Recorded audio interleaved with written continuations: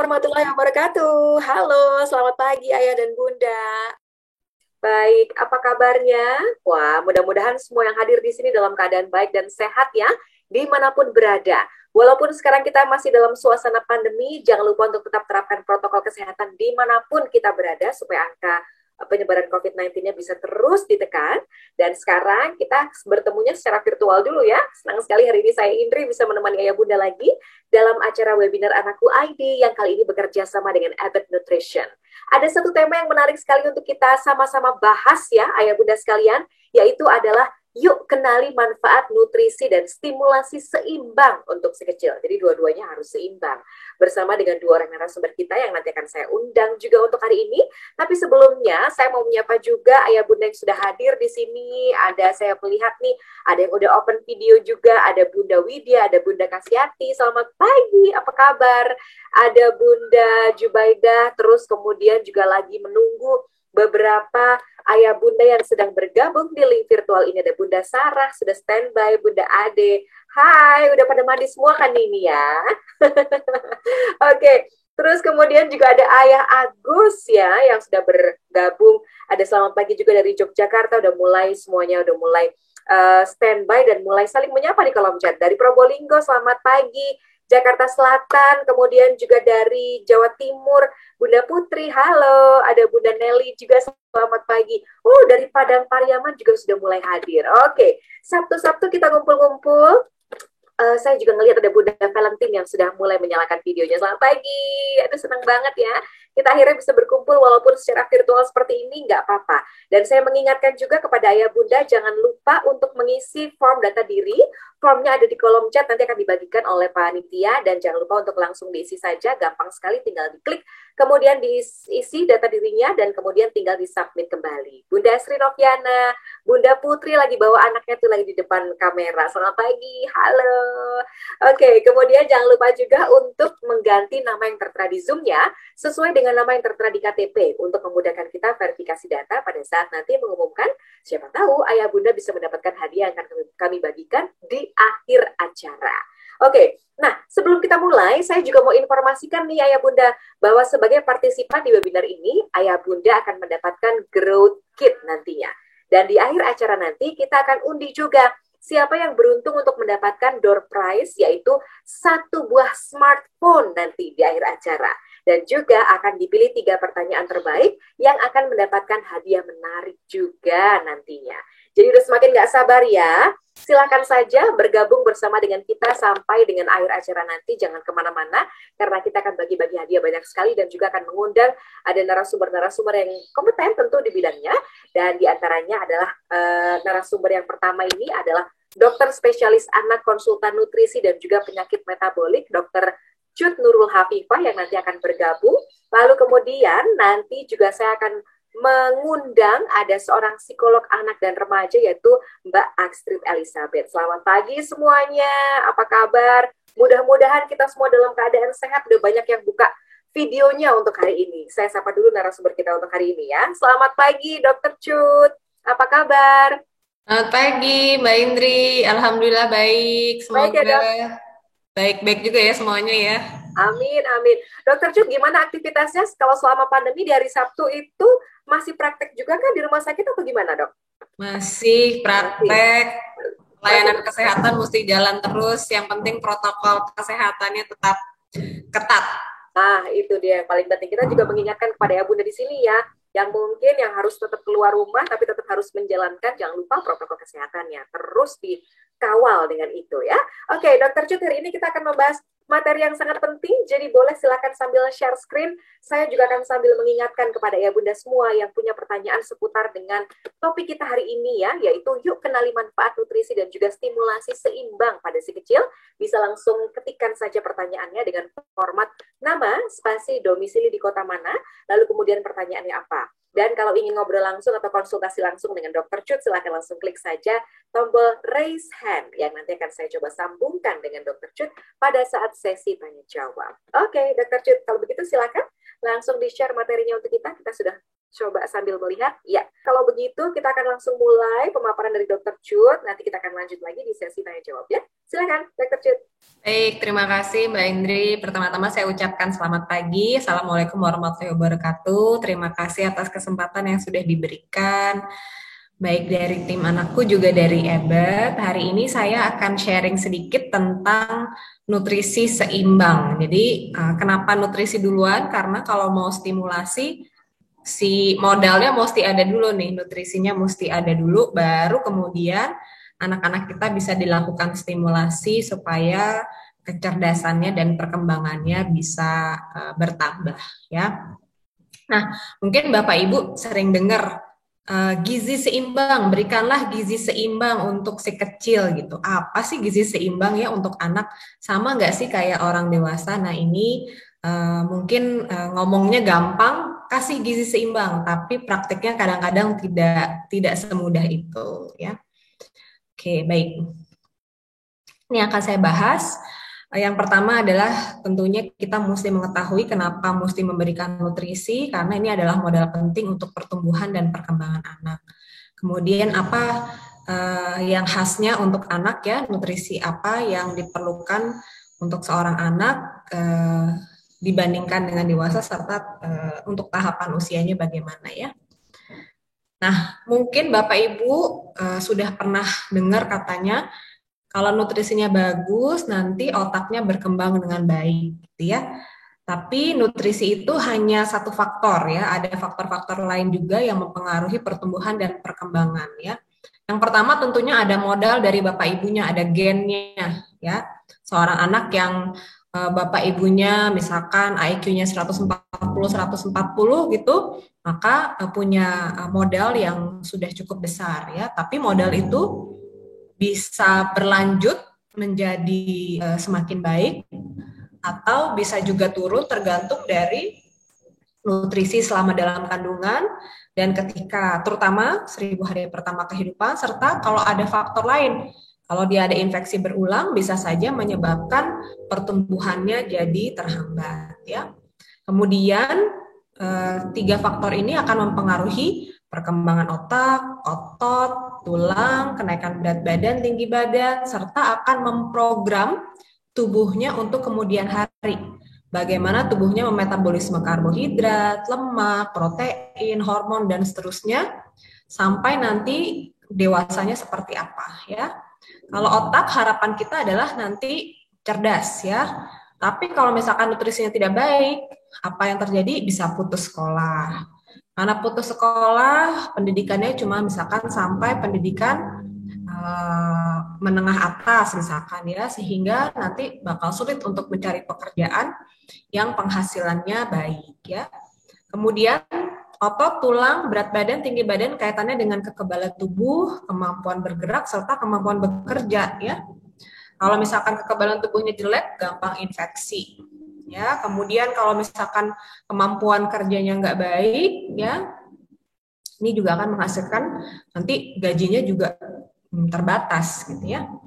Kemudian pemrograman metabolik ini juga berpengaruh terhadap penyakit-penyakit di kemudian hari. Obesitas, diabetes, penyakit jantung, dan lain-lain, ini semuanya modalnya adalah di 1000 hari pertama kehidupan terutama ya. Nah, ini adalah dampak malnutrisi pada otak yang sedang berkembang. Ya, otak yang sedang berkembang, kalau misalkan dia dikasih makan cukup, dia akan membentuk serabut-serabut saraf yang semakin ramai. Ya, tapi kalau misalkan nutrisinya kurang, dia nggak sanggup untuk membentuk serabut saraf ini sehingga kesannya gundul. Nah, ini juga adalah pengaruh dari nutrisi ya. Bagaimana dia membentuk sel otak ya. Kalau misalkan kita scan otak-otak yang bagus itu dia harusnya mengisi sampai dengan tulang. Sedangkan kalau misalkan otaknya atrofi, maka kita akan melihat ada rongga-rongga seperti ini. Nah, ini supaya bisa makin baik adalah nutrisinya harus cukup. Nah, sebelum kita mau memberikan stimulasi pada anak, maka modalnya harus ada dulu. Ibarat bangun rumah, kalau misalkan nggak ada batu batanya, ya nggak akan bisa membuat rumah tersebut terang benderang ya. Ini ada penelitiannya, seorang anak yang pernah mengalami stunting, kemudian diperbaiki nutrisi, kemudian diberikan stimulasi, atau diberikan keduanya, ada dibandingkan ya. Ternyata anak yang hanya diberikan nutrisi saja ya, ini nutrisi saja, IQ-nya naik tapi nggak bisa sampai normal ya. Kemudian kalau diberikan stimulasi saja yang warnanya biru, naik juga, cuma nggak sama kayak yang normal. Yang diberikan nutrisi plus stimulasi inilah yang bisa menyerupai dengan anak-anak normal yang tidak pernah mengalami stunting. Jadi kesimpulannya adalah stimulasi saja nggak cukup, nutrisi saja tidak cukup. Jadi kita perlu keduanya, nutrisi dan stimulasi yang seimbang supaya kita bisa dapat perkembangan yang normal. Nah, anak ini bukan dewasa kecil. Ini kalau pernah nonton film The Boss Baby ya, dari lahir udah langsung cerdas, udah langsung bisa perintah-perintah orang, nggak seperti itu. Sedangkan anak itu sebetulnya ya dia butuh proses dari misalkan tadi tengkurap, belajar duduk, belajar onggol-onggol, kemudian berdiri, kemudian berjalan ya. Nah, ini butuh proses. Begitu juga dengan pemberian makan juga butuh proses. Tidak bisa dia tiba-tiba langsung bisa makan sendiri. Kalau misalkan Bapak Ibu tidak pernah mengajarkan untuk pegang sendok, selama ini selalu disuapin, nggak mungkin dia tiba-tiba bisa makan kasar kalau selama ini makannya masih dikasih bentuknya bubur terus. Jadi kita harus juga memberikan kepercayaan dan stimulasi kepada anak ketika proses pemberian makan. Nah, ini adalah rekomendasi pemberian makan pada bayi dan balita dari WHO ya. Saya akan fokus terutama adalah pada makanan yang adekuat ya. Nah, yang pertama adalah kita bahas anak usia 6 sampai dengan 12 bulan ya. Nutrisi seimbang pada MPASI ya. Apa sih yang paling sering kurang pada usia 6 bulan ya? Ini adalah kita bilangnya senjang energi atau senjang protein dan senjang mikronutrien yang dibutuhkan ya. Jadi ketika usia 6 bulan energinya itu sudah kurang sekitar kurang lebih 30% ya. Jadi yang warnanya hijau ini yang pada usia 6 sampai 8 bulan, yang biru ini 9 sampai 11 bulan ya. Kemudian protein juga sudah kurang 20% ya. Kemudian kita lihat zat besi sudah kurang 95%, seng sudah kurang 70%. Artinya apa? Artinya pada usia 6 bulan tersebut bayi tidak bisa diberikan makanan yang hanya mengandung misalkan karbohidrat. Contoh paling sering. Makanan pertamanya dikasihnya pisang. Pisang mungkin masih bisa memenuhi kebutuhan energi ya. Tapi zat besi, seng, vitamin A, protein itu tidak tercukupi dengan memberikan makanan pertama berupa pisang. Jadi begitu dia usia 6 bulan, menunya harus menu lengkap ya. Jadi apa yang harus terkandung dalam MPASI? Nah, inilah yang disebut nutrisi seimbang untuk bayi yang masih dalam periode MPASI. Harus ada sumber karbohidrat. Apa itu karbohidrat? Bisa nasi, bisa ubi, bisa kentang, bisa singkong. Kemudian ada sumber protein hewani ya, daging sapi, ayam, ikan, telur ya. Protein nabati bagaimana? Protein nabati boleh diperkenalkan namun bukan yang menjadi utama ya. Protein hewani harus diperkenalkan sejak awal mulai MPASI. Kemudian juga harus ada sumber lemak ya, bisa minyak, santan, margarin ya, sayur dan buah kita perkenalkan dalam jumlah sedikit serta produk susu ya. Nah, kenapa sih penting tadi di usia 6 bulan mulai memperkenalkan protein? Ternyata datanya asupan protein Indonesia ya, anak-anak Indonesia itu lebih kecil dibandingkan negara Asia Tenggara lainnya. Ya, kita lihat ya, ini total protein yang dikonsumsi, kita cuma menang dari Filipina. Coba lihat Vietnam ya. Vietnam yang baru merdeka baru-baru ini ya, lebih duluan kita merdekanya. Ternyata dia makan proteinnya cukup banyak. Makanya sekarang orang-orang Vietnam itu lebih pinter-pinter, penghasilannya lebih besar-besarnya. Sedangkan orang Indonesia itu seringnya proteinnya dapatnya dari sereal. Sereal ini maksudnya adalah karbohidrat. Dalam nasi, misalkan nasi itu ada protein ya, cuma dia bentuknya adalah protein nabati ya. Sedangkan protein hewaninya sedikit. Nah, bagaimana rekomendasi WHO protein untuk anak? Daging, unggas, ikan atau telur harus dimakan setiap hari ya. Dan harus ada sumber zat besi sekaligus seng yang dikonsumsi oleh anak ya. Boleh bentuknya daging merah atau hati ayam pun boleh contohnya ya. Kenapa tadi? Karena untuk dia tumbuh dan berkembang salah satu komponen yang penting adalah protein, terutama untuk mengapa protein hewani yang disarankan? Karena kualitas protein dari protein hewani lebih tinggi ya. Ini kita lihat kualitas protein itu artinya apa? Seberapa mudah tubuh Anda mencerna protein tersebut ya. Jadi kalau kita makan misalkan telur, kalau dia kualitas proteinnya tinggi, maka harusnya 100% diserap semua.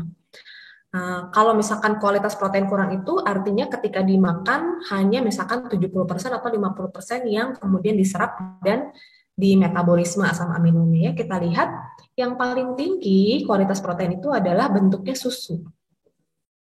Kemudian yang kedua telur ya.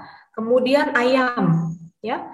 Kemudian protein nabati letaknya lebih bawah ya. Penyerapannya tidak sempurna ya. Contoh tofu nih tahu ya hanya 52% dibandingkan dengan susu yang angkanya 1,18 ya 118% lah kurang lebih gitu ya. Jadi inilah mengapa protein hewani itu harus dikonsumsi setiap hari oleh anak yang sedang dalam periode MPASI. Nah, ini ada penelitiannya lagi, anak ini dari Afrika, anak Afrika yang mengkonsumsi daging ataupun produk susu, badannya lebih tinggi dibandingkan dengan yang mengkonsumsi makanan dominan karbohidrat ya. Jadi kalau kita lihat, ini dia makannya yang warnanya hitam ini daging atau susu ya, dia lebih tinggi ya, height for age. Jadi kalau kita lihat di kurva ada namanya kurva tinggi badan ya. Nah, ini dia lebih tinggi dibandingkan dengan yang hanya mengkonsumsi dominannya adalah karbohidrat ya. Nah, ada lagi penelitian yang menarik bahwa mengkonsumsi telur 1 butir tiap hari selama 6 bulan dapat menurunkan stunting pada anak usia 6 sampai 9 bulan sebanyak 47%. Jadi ini kalau kita lihat ini adalah kurva pertumbuhan ya. Ini ada LAZ, LAZ itu length for age, jadi berat badan, panjang badan menurut usia ya. Tadinya dia rata-ratanya di -2 nih, anak-anak ini udah mau stunting nih sebentar lagi ya. Nah, karena dia mendapatkan telur 1 butir setiap hari, maka kita lihat kurvanya jadi menggeser. Jadi rata-rata sekarang anak yang dapat telur 1 butir sehari, tinggi badannya ada di kurang lebih antara -1 sampai dengan 0 Z-score. Artinya dia terselamatkan dari kondisi stunting. Nah, kemudian yang juga tidak boleh terlepas adalah lemak. Lemak untuk anak. Banyak yang bilang, "Dok, saya takut kasih makan makanan berlemak." Emang boleh dok dikasih makanan gorengan pada anak? Kalau misalkan kita memberikan makan MPASI, harus mengandung lemak. Kenapa? Karena kita butuh asam lemak esensial ya, omega 3, omega 6. Kenapa? Karena tubuhnya tidak sendiri, jadi mesti ada masukan dari luar. Dari mana? Dari contohnya adalah makanan misalkan ikan, kemudian minyak, alpukat ya, minyak kelapa. Ini adalah sumber-sumber lemak yang baik ya. Nah, jadi contoh menu MPASI itu harusnya gimana? Harus lengkap, ada sumber karbohidratnya, ada sayur dalam jumlah sedikit, ada sumber lemaknya dalam hal ini santan, dan ada sumber protein hewani. Dalam hal ini contohnya ini saya ambil dari ini ya, internet ada kasih contoh menu hati ayam kuah santan, contohnya ya. Nah, jadi anak ini bukan dewasa kecil. Ini saya iseng ya, saya pengen lihat. Mungkin sering dengar isi piringku ya. Ini ada tulisannya nih 1000 hari pertama kehidupan. Coba lihat. Sayurnya gede banget porsinya, buahnya gede banget porsinya, lauknya sedikit. Makanan pokoknya ya mungkin sekitar berapa nih? 30-40% gitu ya. Kalau kayak gini mah mana sumber lemaknya? Nggak ada ya. Sumber proteinnya juga ya sedikit. Ini apa nih yang ada di gambar ya? Ada ikan, ada daging, ada telur, tapi porsinya relatif kecil ya. Makanan pokoknya banyak, sayurnya lebih banyak, buah-buahannya banyak. Padahal anak yang sedang tumbuh dan berkembang makan buah dan sayurnya cukup sedikit saja, karena ini tidak akan menjadi energi, tidak akan menjadi massa otot, tidak akan menambah tinggi ya. Kapan kita memberikan buah dan sayur sebanyak ini? Bertahap sampai sesuai dengan usianya nanti ya. Nanti akan saya berikan contohnya. Nah, ini ada lagi nih satu contoh nih. Hidup sehat dengan gizi seimbang ya. Pemenuhan gizi sangat penting untuk mencegah stunting katanya. Coba kita lihat apa yang disarankan. Makan nasi 225 sampai 325 gram. Ini untuk anak umur berapa? Ini terlalu banyak ya. Nanti kalau udah kayak gini nanti ibu-ibu bawa pada stres. Anaknya makannya cuma 2-3 suap, Dok. Ya nggak apa-apa. Orang anaknya umurnya masih 6 sampai 9 bulan ya pasti dia nggak sanggup makan sebanyak ini gitu ya. Jadi kita harus hati-hati dalam membaca media sosial. Saat ini banyak informasi. Kita harus bisa memilah dengan baik supaya kitanya sendiri nggak jadi stres gara-gara informasi yang mungkin kurang tepat ya. Nah, kemudian gimana dong dok kalau gitu buah dan sayur, kemudian anaknya udah usianya udah makin besar, kapan saya mesti memperkenalkannya? Di atas usia 2 tahun, barulah kita bisa memperkenalkan jumlahnya lebih banyak ya, misalkan buah dan sayur contohnya di atas usia 2 tahun tuh sekitar kurang lebih sekitar 1 cangkir ya. Jadi snacknya misalkan kita kasih 4-5 buah stroberi, kemudian pisang ya, bertahap seiring dengan usianya. Sayur juga seperti itu ya, bertahap kita mulai naikkan takarannya ya. Karbohidrat juga pelan-pelan mulai dinaikkan ya. Protein juga seperti itu. Dan jangan lupa anak tetap butuh produk susu ya. Produk susu itu apa? Bisa misalkan minum susu, keju atau yogurt. Kenapa? Karena ini adalah sumber protein yang paling mudah, kualitasnya baik dan mengandung kalsium. Nah, satu lagi yang terakhir yang mungkin saya ingatkan di masa pandemi ini banyak yang bilang, dok, mesti minum vitamin apa? Dok, anak saya supaya nggak kena COVID bagaimana? Ya, sampai saat ini bukti ilmiahnya itu masih mendukung anak yang mau mencegah kena infeksi harus status gizinya baik. Sedangkan yang lain ini hanya membantu, ya. Jadi yang paling baik tetap adalah kalau misalkan bisa mendapatkan ASI, mendapatkan ASI ya. Kenapa? Karena di dalam ASI itu ada zat antibodi, ada zat aktif ya, apalagi kalau ibunya sudah divaksin, antibodi terhadap COVID yang dibentuk juga akan bisa melewati ASI. Jadi anaknya pun yang sedang mengkonsumsi ASI bisa mendapatkan antibodi tersebut ya. Kemudian yang lain vitamin D, zinc, DHA, kemudian probiotik ini pada anak-anak yang beresiko ya, misalkan status sosioekonominya rendah, dan dalam rumahnya padat ya, nggak bisa isolasi mandiri, misalkan seperti itu ya. Atau anak-anak yang memiliki komorbiditas ya, punya penyakit kronis yang membuat mereka lebih rentan mengalami infeksi. Nah, pada kondisi seperti ini mungkin perlu diberikan suplemen, terutama kalau misalkan dia mengalami kekurangan, ada kurang vitamin D, ada kurang seng, nah mungkin perlu ditambahkan ya.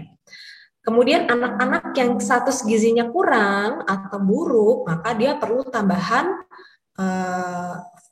formula medis khusus atau oral nutrition supplement ya, supaya dia bisa mencapai status gizi yang baik ya. Nah, satu pesan saya, one size does not fit all. Artinya, tidak ada satu vitamin yang bisa bermanfaat untuk semua orang. Tidak. Ya, itu harus disesuaikan dengan kebutuhan masing-masing anak. Bagaimana kondisi status gizinya, bagaimana kondisi keluarganya, ya itu sangat individual sekali.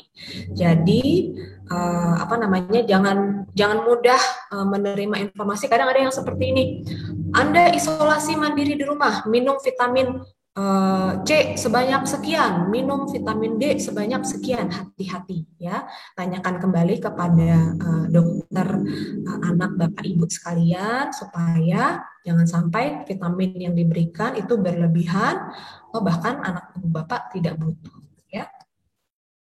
Yang terakhir pesan saya adalah timbang, ukur dan plot ke kurva pertumbuhan ya.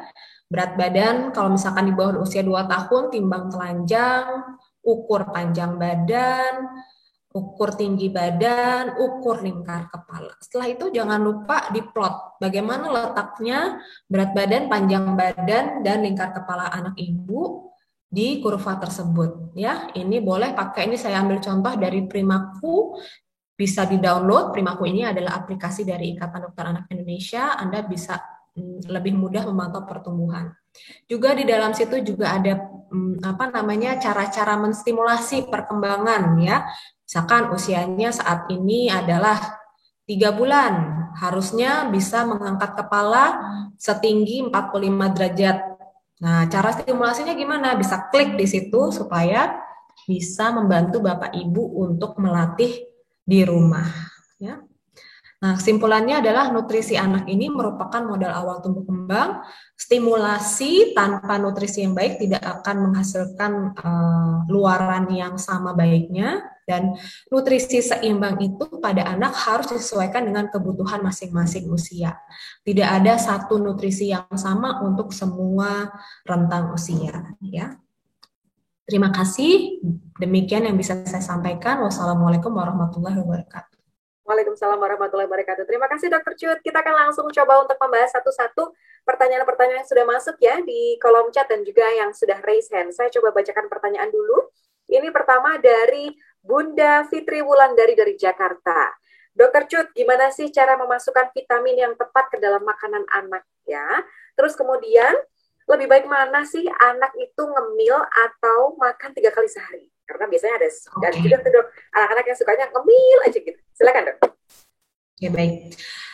Bagaimana memasukkan vitamin dalam makanan ya? Jadi sebetulnya vitamin dan mineral itu ada terintegrasi dalam makanan-makanan yang sehari-hari. Misalkan gini, zat besi itu adanya terikatnya di dalam daging berwarna merah. Seng itu banyaknya di daging berwarna merah juga. Jadi kalau misalkan ibu hari itu menunya ada daging merah atau hati ayam, zat besinya ada, sengnya ada. Nggak perlu dapat tambahan lagi kecuali kalau dia misalkan mengalami anemia defisiensi besi. Atau contohnya vitamin D. Vitamin D itu banyaknya di mana? Banyaknya ada di lemak, banyaknya di ikan laut ya, itu banyak vitamin D-nya ya.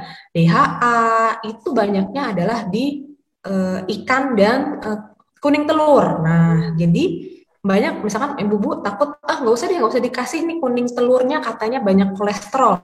Justru anak di bawah usia 2 tahun misalkan tetap butuh kolesterol yang ada itu supaya tadi bisa dapat si DHA-nya misalkan gitu. Jadi sebetulnya dalam makanan sehari-hari itu kita sudah bisa terintegrasi tadi ada vitamin dan mineralnya.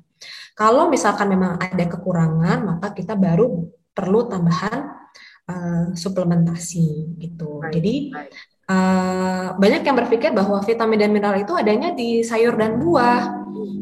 Memang ada, contohnya misalkan vitamin A itu banyaknya di sayuran atau buah-buahan berwarna merah, tapi di dalam daging pun ada gitu.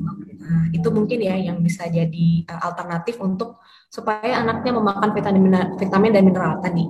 Di dalam situ juga sudah mulai ada. Jadi variasi makanannya ya yang ditambahkan. Betul, variasi makanan, betul. Jadi anak itu harus makan bervariasi tiap hari. Hari ini makan daging, besok makannya ikan supaya dapat vitamin D-nya, besok makannya telur supaya dapat DHA-nya, besok lagi makan variasi yang lain, betul seperti itu. Lalu tadi bagaimana anaknya ngemil atau makan 3 kali sehari? Ya, oke, baik. Jadi kalau orang Indonesia tuh kalau makan tuh harus kayak harus makan nasi gitu. Nah, saya selalu bilang sama ibu-ibu, Bu, makan itu tidak harus bentuknya makan besar. Dalam tanda kutip, cemilan atau snack itu bisa kok jadi makan besarnya. Misalnya cemilannya adalah makaroni skutel gitu. Kecil tapi itu kalorinya sudah banyak. Boleh kok dia dimakan jam utama bentuknya seperti itu. Atau misalkan makannya, contoh ya, misalkan bakwan udang. Bakwan udang kan kalau buat kita mah orang dewasa hitungannya mah cemilan, Ya, kagak kenyang gitu ya. Tapi kalau untuk anak makan apa namanya, makan si bawang bakwan udang. udang itu satu itu udah sama kalorinya seperti dia makan besar. Jadi Oke. boleh selama ketika dia makan cemilan tersebut ada komponen karbohidrat, lemak, dan protein seperti Oke. itu. Jadi gizinya yang diperhatikan ya, karbohidrat, lemak, dan juga protein. Lalu kemudian nih pertanyaan terakhirnya, kenapa sih berat badan si kecil itu kok nggak naik-naik? Padahal anaknya udah makan banyak. Ada faktor lain kah dok yang menentukan akan penambahan berat badan itu sendiri? Baik, faktor yang menyebabkan anak tidak naik berat badan itu tiga. Ya. Selalu perhatikan. Satu, asupan. Kalau asupannya menurut ibu sudah cukup, berarti coba cari lagi yang kedua. Yang kedua, apakah penyerapannya baik? Misalkan sering muntah atau sering buang air besarnya lebih dari normal, misalkan gitu ya. Atau misalkan dia punya alergi makanan yang menyebabkan makannya banyak tapi tidak bisa diserap dengan baik misalkan. Yang ketiga adalah kalau ada peningkatan kebutuhan energi, contoh sedang ada infeksi atau misalkan dia apa namanya punya kelainan jantung bawaan misalkan gitu. Nah, itu pasti akan menghabiskan energi. Jadi, kalau misalkan menurut Bapak Ibu makannya sudah banyak tapi beratnya tidak naik, mesti periksa nih untuk cari tahu nih faktor yang lain nomor 2 dan nomor 3 apakah ada. Oke, jadi kalau memang di luar pengamatan gitu ya dan kira-kira belum tahu Ya. apa, langsung aja konsultasi dengan dokter anak terkait ya. Oke, berikutnya kita Oh. akan coba untuk undang Bunda Ade Amelia yang sudah bergabung secara live di sini. Sudah saya coba untuk unmute. Halo, selamat pagi. Assalamualaikum. Bunda Ade, sedang ada di kota mana? Boleh diklik audionya dulu? Halo, sudah saya coba untuk unmute. Halo Bunda Ade, ya sudah. Oke, selamat pagi. Halo, Assalamualaikum. Waalaikumsalam. Selamat pagi. Waalaikumsalam. Selamat pagi. Bunda Ade ada di kota mana? Pagi. Saya dari Bogor. Oke, silakan dengan Dokter Cut ya. Ya, mau nanya dokter, anak saya ini kan makannya susah ya. Dia baru usia 21 bulan. Dia sukanya tuh makanannya yang digoreng-goreng gitu, Dok. Susah makan sayur. Ya.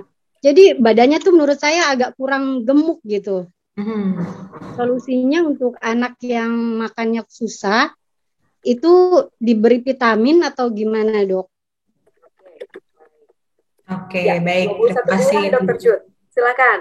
Bu Ade, terima kasih pertanyaannya. Yang pertama tadi sukanya goreng-gorengan, jadi makan sayurnya susah. Kalau saya kasih tips, Iya. Bu, sayurnya digoreng juga aja nggak apa-apa, Bu. Contoh Oke. misalkan makan bayam nih, mau ngajarin makan bayam, dia senangnya makan gorengan. Bayamnya digoreng Iya. jadi keripik bayam, contoh misalkan ya. Boleh tuh Jadi ya dok ya. boleh, nggak Oh, apa-apa boleh ya, ya. Dok? Jadi oke, perkenalkan makanan itu dari yang dia senang makan, dia biasa makan. Kalau misalkan kita drastis Iya. ubah makannya, maunya bayamnya bentuk kita nih makan bayam sayur gitu ya, pakai kuah, pakai ada biasanya kan kalau kita makan sayur bayam pakai ada apa Gitu ya. namanya jagung gitu ya. Ah, Nah, dia merasa ini aneh nih bukan makanan saya biasanya. oh, Jadi Iya. perkenalkanlah menyerupai makanan yang biasa dia makan. Senangnya gorengan, bikin aja tuh keripik bayam bentuknya digoreng. Nanti pelan-pelan kalau dia udah biasa Goreng. makan keripik bayam, baru bayamnya kita ubah jadi bayam yang biasa gitu. Itu oke. triknya kalau untuk anak Biasa. ya. Perkenalkan makanan baru itu Ya, satu lagi, Dok. mesti serba. Ya, Bunda Ade. Iya. Boleh satu lagi, Dok. Kalau untuk takaran makan anak umur 21 bulan itu, komposisinya gimana, Dok, yang bagusnya gitu?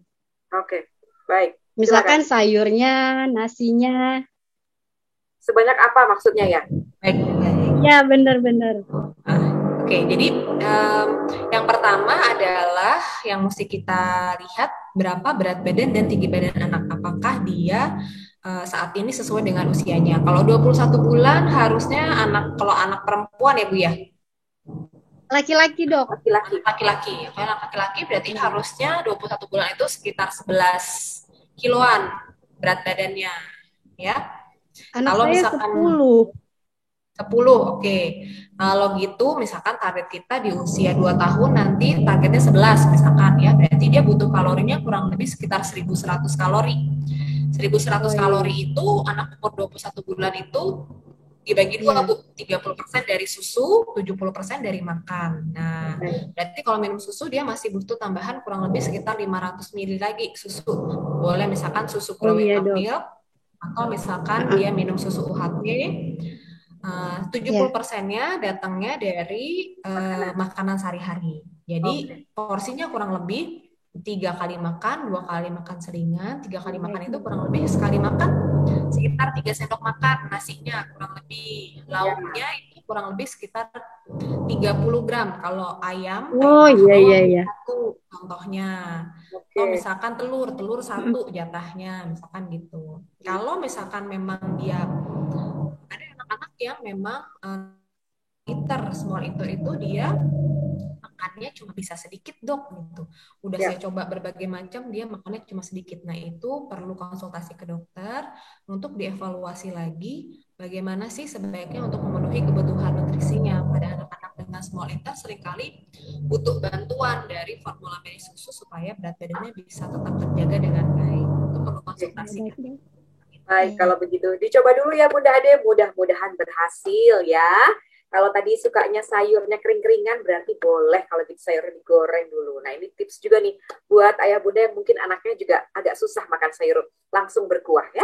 Oke, berikutnya kita akan coba bacakan pertanyaan dari Bunda Siti Huriah di Bekasi nih, Dok.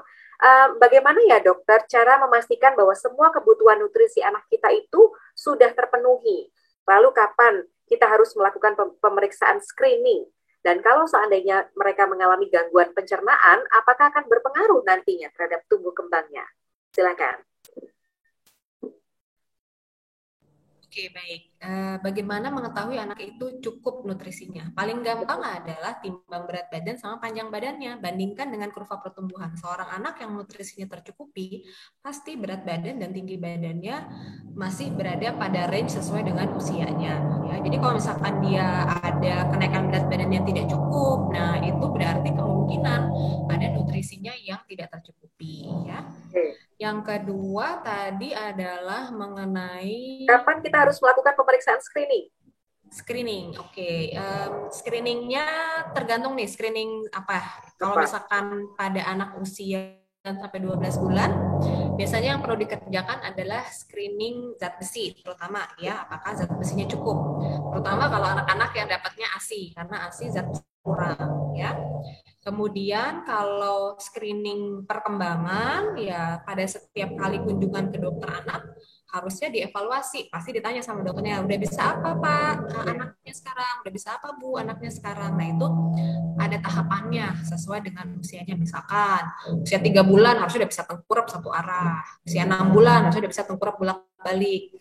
9 bulan harusnya udah bisa duduk. Contohnya ya motorik kasarnya, bagaimana dokter melakukan screening perkembangan ya. Nah kalau misalkan Bapak Ibu merasa kok anak saya tertinggal dibandingkan anak-anak seusianya, maka mungkin perlu screening yang lebih teliti atau yang lebih holistik gitu ya, lengkap semuanya, ada toolsnya yang perlu dilakukan supaya kita bisa mendapatkan gambaran bagaimana perkembangannya yang normal seperti itu. Cara mengatasinya juga ya. Oke. Dan kalau anak mengalami gangguan pencernaan gitu Dok, apakah akan berpengaruh nantinya terhadap tumbuh kembangnya? Betul. Kalau misalkan ada gangguan pencernaan, gangguan penyerapan, pasti asupan nutrisi yang sudah masuk tidak bisa masuk ke dalam tubuhnya ya, tidak bisa menjadi energi, tidak bisa menjadi asam amino, pembangun otot dan lain-lain ya. Jadi kalau misalkan ada gangguan pencernaan, paling gampang aja deh, anaknya konstipasi, nggak buang air besar, misalkan sudah 5 hari, pasti asupan makannya juga jadi berkurang karena perutnya rasanya begah gitu ya. Jadi tentunya makanan dan saluran cerna itu sangat erat berkaitan dengan pertumbuhan serta perkembangan. Oke, baik. Terus juga ada Bunda Yeti di Surabaya. Anaknya umur 3 tahun susah sekali makan sayur. Dan susu formula apa yang cocok untuk anak saya yang mampu memenuhi kebutuhan nutrisinya? Terus karena susah makan sayur juga nih Dok, anak saya sering sembelit. Gimana tuh mengatasi sembelit pada anak umur 3 tahun? Dan oke, sejak kapan stimulasi, nanti kita akan simpan untuk psikolog ya, tapi 2 pertanyaan tadi aja. Susah makan sayur, susu formulanya apa, lalu kemudian sering sembelit, bagaimana mengatasinya untuk anak 3 tahun? Oke, baik. Saya jawab dulu mulai dari sembelit ya. Faktor yang menyebabkan sembelit itu nomor satu pasti adalah jumlah cairan. Berapa banyak air yang diminum dalam sehari ya. Contoh anak berat badan 10 kilo, maka dia butuh dalam sehari airnya 1000 mili ya, 100 mili per kilonya ya. Jadi kalau misalkan dia hari itu minum susu, misalkan dapat minum susu misalkan 500 mili, berarti 500 milinya lagi mesti dapat dari air putih. Atau kalau tidak air putih, dalam bentuk yang lain, misalkan kuah sup, kuah soto, kuah opor, misalkan seperti itu ya. Kalau misalkan airnya kurang, maka tinjanya akan keras karena dia tidak lunak di dalam saluran cerna kita ya. Yang kedua adalah jumlah justru kalau misalkan kita banyak makan sayur, BAB malah makin keras. Jadi sayur dan buah itu nggak boleh berlebihan juga.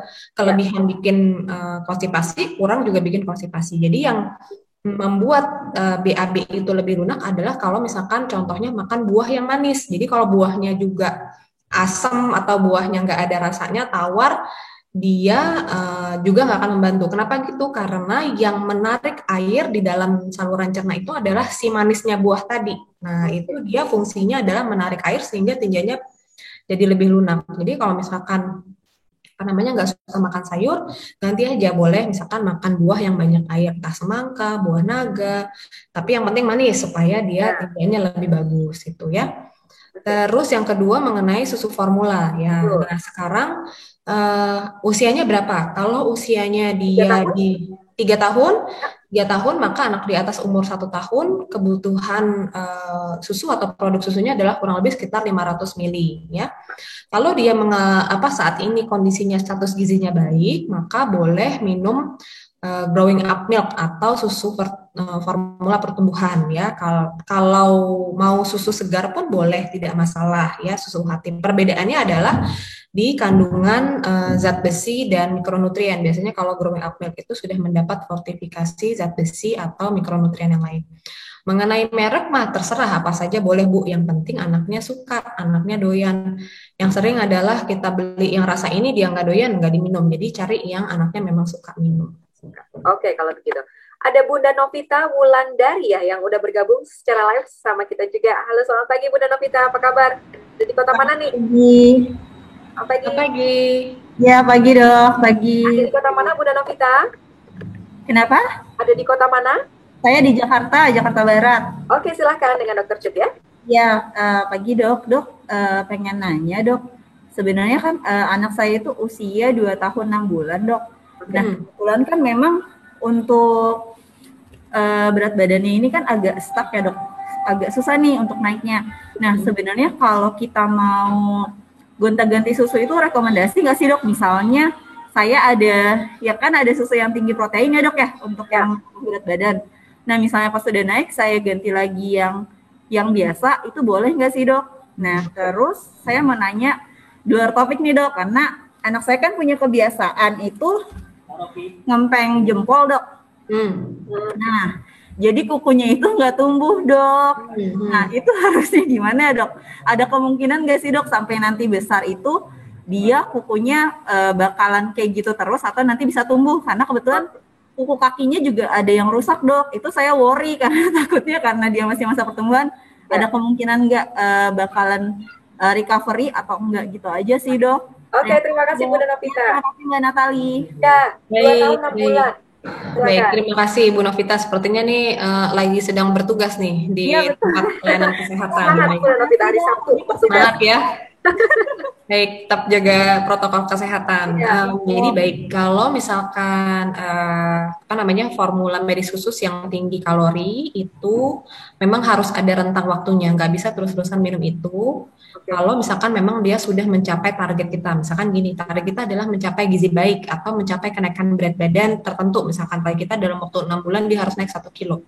Setelah tercapai, kita evaluasi lagi. Kalau misalkan dia sudah mencapai target kita, status gizi sudah baik, kemudian kemudian asupannya cukup, maka kita ganti ke susu yang memang susu standar seperti itu. Jadi memang sudah tepat seperti itu. Kalau misalkan memang di kemudian hari kita evaluasi lagi ternyata di asupannya tidak cukup dan butuh formula yang tinggi kalori lagi, ya kita berikan lagi sesuai dengan kebutuhan anak tersebut. Jadi kalau misalkan kita terus berikan yang kalori tinggi, ternyata anaknya sudah tidak butuh, bisa menyebabkan kegemukan gitu. Jadi memang harus sesuai dengan sesuai dengan kondisi anak ibu gitu ya. Yang kedua mengenai mengemut dari jempol tadi. Nah ini kan usia sudah 2,5 tahun. Jadi harus mulai dialihkan nih. Dia cari objek lain untuk memuaskan ini kan dia masih merasa nyaman gitu ya dengan mengenyot gitu. Boleh cari yang lain misalkan nih ngenyotnya misalkan wortel digigit-gigit misalkan gitu contohnya. Jadi ketika dia mulai ngenyot kita tarik, kemudian kita kasih benda lain yang mungkin bisa lebih aman gitu ya. Kalau jempol lama-lama di isap-isap memang nanti akan berubah tuh bentuk kukunya biasanya. Nah, kalau misalkan kita stop, biasanya nanti akan kembali lagi dia bisa tumbuh dengan baik lagi gitu. Jadi targetnya sekarang adalah bertahap untuk mengalihkan dari menghisap jempol jadi ke objek yang lain dulu. Tuh, nanti ini akan pelan-pelan akan kembali biasanya. Oke, tapi kukunya pasti akan tumbuh nanti ya dok, setelah melakukan kebaikan itu ya. Oke. Jadi no worry Bunda Novita, tapi tetap perlu dialihkan dulu mulai dari sekarang. Ya, pelan-pelan tapi tetap harus dilakukan. Mudah-mudahan berhasil ya Bunda Novita. Terima kasih sudah bergabung dengan kami pagi ini. Sehat selalu, salam buat anak-anak. Oke, ada Bunda Ragil Andika Nurjana dari Yogyakarta. Anaknya usia 18 bulan dan dulu lahir secara prematur. Gimana ya dok supaya nutrisinya terpenuhi? Ini berat badannya 9,7, tinggi badannya 80 cm.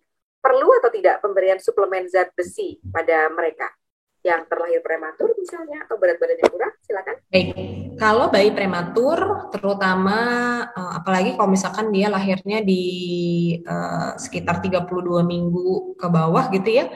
Bayi-bayi prematur seperti ini, maka cadangan zat besinya memang sangat rendah ya. Jadi anak-anak prematur itu butuh suplementasi zat besi sejak awal biasanya. Kalau bayi cukup bulan yang misalkan mendapatkan ASI sekitar 4-6 bulan, mereka cadangannya masih cukup.